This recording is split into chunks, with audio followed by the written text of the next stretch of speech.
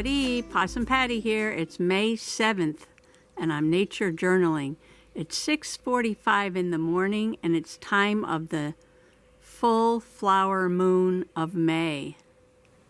It's the third and last supermoon of 2020. And this is only the second time that I've gotten up in the morning in months and seen the windmill absolutely still, not moving at all, no wind, and a low mist in the woods, and gray skies overhead. So yesterday we had 2 levels of clouds, a medium and a high, and today we have the low on the ground level of clouds. So the first thing that I put in my journal today was my metadata. Possum Patty, May 7th, 2020. There's a mist in the early morning woods, and this was at 6:45 a.m. It's a supermoon, a full flower moon today. I put the symbol for mist, and then the symbol for supermoon shows a smaller moon and a larger moon. And of course, the wind was calm, so on the Beaufort scale, that's a 0. I added my rain gauge, and this is the amount of rain we've had between May 6th and May 7th, and only 0.2 inches. And you may be wondering what I'm going to be doing with this little magnet that's sitting in front of my page, because yesterday I had done this colorful fiesta page with my little jumping spider underneath, and I used a magnet to do that. But now I have a magnet on this side. But all I'm going to do here is cover this up with this flower packet, because I'm working on a project growing some zinnias, because the butterflies just love zinnias. So I took the flower packet and I made a little pocket out of it, and I'm just going to paste the packet on top of the magnet so you can't see it. And I'm going to put this information card in the pocket, so when I open up the page, I can pull it out and read the information. So I looked up some information on the zinnia seeds, because when I opened up the packet of seeds, it looked like there were 2 completely different seeds inside. One had this small flag on it, and the other one did not. And this is because a zinnia is a composite flower. And a composite flower has 2 different kinds of florets. In the center of the flower, we call these the disc florets. And around the edge of the flower, we call these the ray florets. And the ray florets have this ligule on it.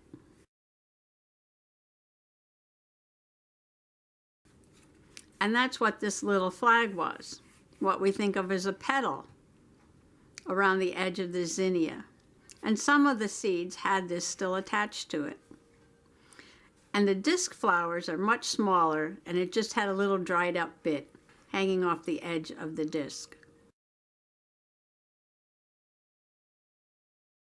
It was hard finding some information on these seeds, but what I can find out was that both of these seeds can be viable. So flowers will grow from the ray flower or floret seed and from the disc flower seed.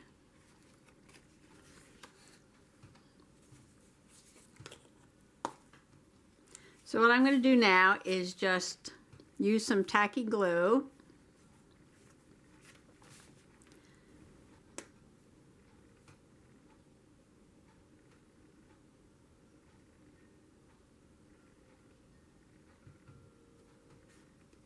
I think I always put too much glue on everything. And then I use a little card. I usually use my glue paper here. Spread this around.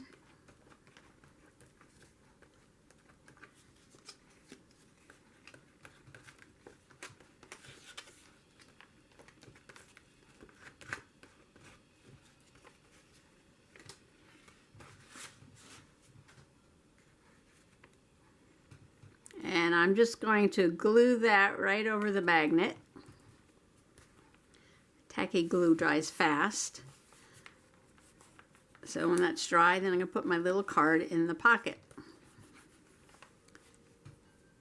So here's how I finished off my Zinnias for Butterfly page.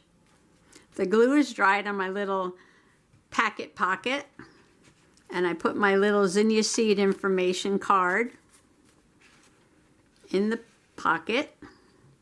I put some fancy lettering, Zinnias for Butterflies, because I'm planting these for butterflies. The biggest butterfly that I ever attracted to my zinnia garden was a giant swallowtail, and this was in 2016.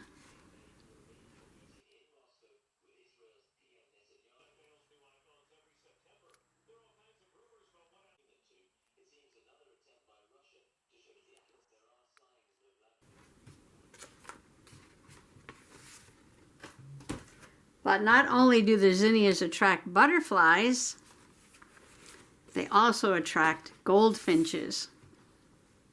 I was wondering who was eating the petals off of my zinnias one day, and the next day I caught this trio red-handed. It looked like they were picking off the petals and eating the tip of it, and that's where the seed would be. And then I sketched my little zinnia plants as they popped up in my little muffin boxes. Now these are what are called the cotyledons. These are seed leaves. These leaves were formed in the seed, and they nourish the plant until the true leaves can grow. I measured them, and they're about 1/2 inch across.